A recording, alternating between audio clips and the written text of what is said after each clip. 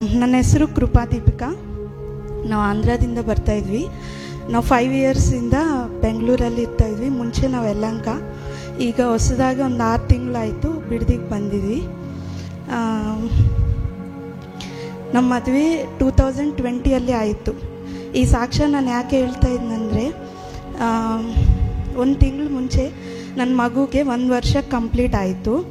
ಆವಾಗ ನಾನು ಹೇಳಬೇಕಂತ ಯೋಚನೆ ಇದೆ. ಬಟ್ ನಮ್ಮ ಹಸ್ಬೆಂಡ್ಗೆ ಭಾನುವಾರನೂ ಡ್ಯೂಟಿ ಇದೆ, ಅದಕ್ಕೆ ಬರೋಕ್ಕಾಗ್ತಾಯಿಲ್ಲ. ಇವಾಗ ನಾನು ಹೇಳೋಕ್ಕೆ ಇಷ್ಟಪಡ್ತಾಯಿದ್ದೀನಿ, ಏನಾದರೂ ತಪ್ಪಿದರೆ ಕ್ಷಮಿಸಿ. 2020 ನಮ್ಮ ಮದುವೆ ಆಯಿತು. ಆವಾಗ ನಮ್ಮ ಬಂಧು ಜನ ಎಲ್ಲರೂ ಹೇಳಿದರು ಏನಂದರೆ, ನೀವು ಕಿವಿಗೆ ಏನು ಹಾಕಲ್ಲ ಆರ್ನಮೆಂಟ್ಸು, ನಿಮಗೆ ಮದುವೆನೇ ಆಗಲ್ಲ.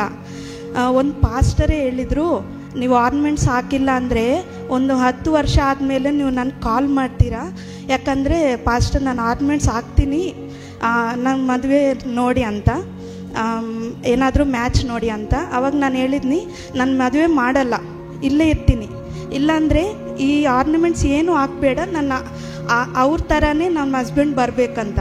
ಈಗ ನಾನು ಮಾಡಿದ ಹಸ್ಬೆಂಡು ಅವರು ಹುಡುಕ್ತಾ ಇದ್ರು ಏನಂದರೆ, ಈ ಥರ ಹುಡುಗಿ ಬೇಕು, ಏನು ಆರ್ನಮೆಂಟ್ಸ್ ಹಾಕಬಾರ್ದಂತ. ಈ ಥರ ದೇವ್ರ ಕೃಪೆಯನ್ನು ಮದುವೆ ಆಯಿತು. 2020 ಬಂದಿದ್ದೀವಿ. ಆಗ 1 ವರ್ಷ ಕೋವಿಡ್ ಟೈಮಲ್ಲಿ ಮನೆಯಲ್ಲಿದ್ವಿ. 1 ವರ್ಷ ಆದಮೇಲೆ ನಮ್ಮ ಹಸ್ಬೆಂಡ್ ಹೇಳಿದರು, ಇಬ್ಬರು ಹೋಗಿ ಜನರಲ್ ಚೆಕಪ್ ಮಾಡೋಣ, ಯಾಕೆ ಪ್ರೆಗ್ನೆನ್ಸಿ ಬಂದಿಲ್ಲ ಅಂತ ಜನರಲ್ ಚೆಕಪ್ಗೆ ಹೋಗಿದ್ವಿ ಅಷ್ಟೇ. ಆವಾಗ ಹೋಗಿ ಟೈಮಲ್ಲಿ ಡಾಕ್ಟರ್ಸ್ ಸ್ವಲ್ಪ ರಿಪೋರ್ಟ್ಸ್ ಎಲ್ಲ ಬ್ಲಡ್ ಟೆಸ್ಟ್ ಎಲ್ಲ ಮಾಡಿ ಅವ್ರು ಏನು ಬರೆದ್ಬಿಟ್ರಂದರೆ, ಚಂದಾಪುರದಲ್ಲಿ ನಿಮಗೆ ಮಕ್ಕಳಾಗಿದ್ದರೆ, ನಾನು ಬರೆದು ಕೊಡ್ತಾ ಇದ್ದೀನಿ, ನಿಮ್ಮ ಮಕ್ಕಳಾಗಿದ್ದರೆ ನಾನು ಫ್ರೀಯಾಗಿ ಆಪ್ರೇಷನ್ ಮಾಡ್ತೀನಿ, ಯಾಕಂದರೆ 1% ಚಾನ್ಸ್ ಇಲ್ಲ, ನಿಮಗೆ ಮಕ್ಕಳಾಗಿದ್ದರೆ ನಾನು ಫ್ರೀಯಾಗಿ ಮಾಡ್ತೀನಿ, ಯಾವಾಗಾದರೂ ನೀವು ಬನ್ನಿ ಅಂತ ಹೇಳಿದರು. ನಾವು ಆಚೆ ಬಂದು ಹಸ್ಬೆಂಡ್ಗೆ ಏನೂ ಹೇಳಿಲ್ಲ, ಯಾಕಂದರೆ ಅವರೇನು ಮಾಡೋಕ್ಕಾಗಲ್ಲ. ಅದಕ್ಕೆ ನಾನು ಹೇಳಿದ್ನಿ, ಏನಂತ ಹೇಳಿದರು ಡಾಕ್ಟ್ರ್ ಅಂದು, ಏನೂ ಹೇಳಿಲ್ಲ, ನಿಧಾನಾಗಿ ಬರುತ್ತೆ ಅಂತ.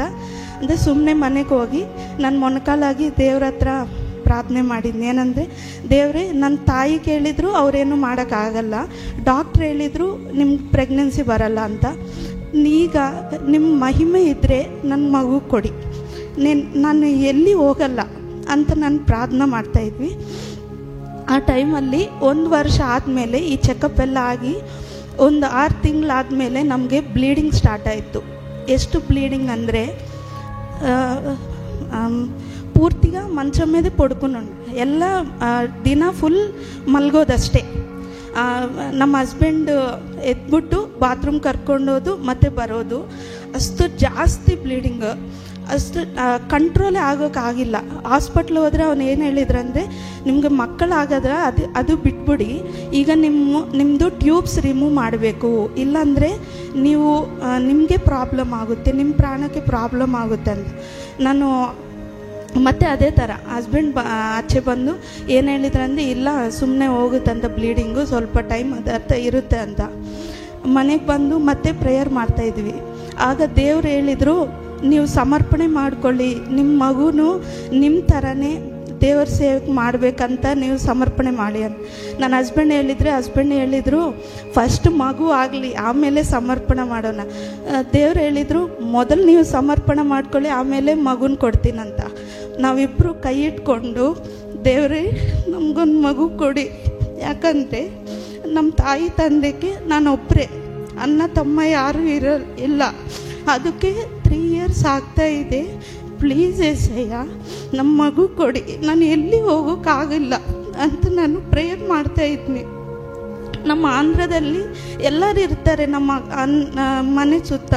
ಇಲ್ಲಿ ಬಂದು ಎಲ್ಲರೂ ಆಫೀಸ್ಗೆ ಹೋಗೋದು ಬರೋದು, ಎಲ್ಲ ಡೋರ್ಸ್ ಕ್ಲೋಸ್ ಮಾಡೋದು ಅಷ್ಟೇ, ಯಾರು ಕಾಣಿಸಲ್ಲ.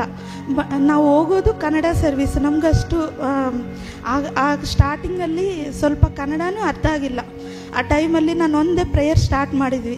ಆಗ ದೇವರೊಂದು ಯೋಚನೆ ಕೊಟ್ಟರು, ಏನಂತೆ, ಪ್ರೆಗ್ನೆನ್ಸಿ ಯಾರಿಗೆ ಇರಲ್ವೋ ನಿಮ್ಮ ಫ್ರೆಂಡ್ಸಲ್ಲಿ ಅವರೆಲ್ಲರನ್ನೂ ಬೆಳಗ್ಗೆ ಒಂದು 5 ಗಂಟೆಗೆ ಫೋನ್ ಮಾಡಿ ಕಾನ್ಫರೆನ್ಸಲ್ಲಿ ಹಾಕಿ ಪ್ರೇಯರ್ ಸ್ಟಾರ್ಟ್ ಮಾಡೋಣ ಅಂತ ಬೆಳಗ್ಗೆ 5 o'clock ಸ್ಟಾರ್ಟ್ ಮಾಡಿದ್ವಿ. ದೇವರೇ, ನಾವು 5 ಮೆಂಬರ್ಸ್ಗೆ ನೀವು ಪ್ರೆಗ್ನೆನ್ಸಿ ಕೊಡಬೇಕಷ್ಟೇ, ಅದೇ ಪ್ರಾರ್ಥನೆ ಬೆಳಗ್ಗೆ ನಾವು ಮಾಡಿದ್ವಿ. ಫಸ್ಟ್ ಪ್ರೆಗ್ನೆನ್ಸಿ ನಮಗೆ ಕನ್ಫರ್ಮ್ ಆಯಿತು. ದೇವ್ರ ಕೃಪೆಯಿಂದ ದೇವರು ನಮಗೆ ಆಶ್ಚರ್ಯವಾಗಿ ಕನ್ಫರ್ಮ್ ಮಾಡಿದರು. ಆಮೇಲೆ ಪ್ರೆಗ್ನೆನ್ಸಿ ಕನ್ಫರ್ಮ್ ಆಯಿತು. 1 ತಿಂಗಳಾದ್ಮೇಲೆ ಚೆಕಪ್ಗೆ ಹೋಗಿದ್ವಿ. ಅವ್ರು ಡಾಕ್ಟ್ರ್ ಏನು ಹೇಳಿದರು, ನಿಮ್ಮ ಕಂಗ್ರ್ಯಾಚುಲೇಷನ್ಸ್ ಹೇಳಲ್ಲ, ಯಾಕಂದರೆ ಇನ್ನೂ ಹಾರ್ಟ್ ಬೀಟ್ ಬಂದಿಲ್ಲ. ಇನ್ನು ಹಾರ್ಟ್ ಬೀಟ್ ಬರಬೇಕಂದ್ರೆ 2 ವೀಕ್ಸ್ ಆಗುತ್ತೆ. 2 ವೀಕ್ಸ್ ಆದಮೇಲೆ ಮತ್ತೆ ಹೋಗಿದ್ವಿ ಚೆಕಪ್ಗೆ. ಹೋಗಿದ್ರೆ ಡಾಕ್ಟ್ರ್ ಏನು ಹೇಳಿದರು, ನಿಮಗೆ ಡಬಲ್ ಕಂಗ್ರ್ಯಾಚುಲೇಷನ್ಸ್ ಅಂತ. ಅಂದರೆ ಏನಾಯಿತು, ನಮಗೆ ಟ್ವಿನ್ಸ್ ಕನ್ಫರ್ಮ್ ಆಯ್ತು ಅಂತ ಹೇಳಿದರು. ನಮ್ಮ ಫ್ಯಾಮ್ಲಿಯಲ್ಲಿ ತುಂಬ ಹ್ಯಾಪಿ ಆಯಿತು. ಆಗ 4th ಮಂತ್ ಕಂಪ್ಲೀಟ್ ಆಗ್ತಾಯಿದೆ. ಒಂದು ದಿನ ನಾನು ಬೆಳಗ್ಗೆ ಬ್ರಷ್ ಮಾಡ್ತಿರುವಾಗ ಸ್ವಲ್ಪ ಪೇಯ್ನ್ ಬಂತು. ಒಂದು ಬೇಬಿ ಆಚೆ ಬಂದಿದೆ. ಒಂದು ಬೇಬಿ ಆಚೆ ಬರುವಾಗ ನಮ್ಗೆ ತುಂಬ ಬೇಜಾರಾಯಿತು. ಯಾಕಂದರೆ ಇದೆಲ್ಲ ನಮ್ಮ ಅಮ್ಮ ಅಪ್ಪಗೂ ಹಸ್ಬೆಂಡ್ಗೆ ಯಾವುದು ಗೊತ್ತಿಲ್ಲ.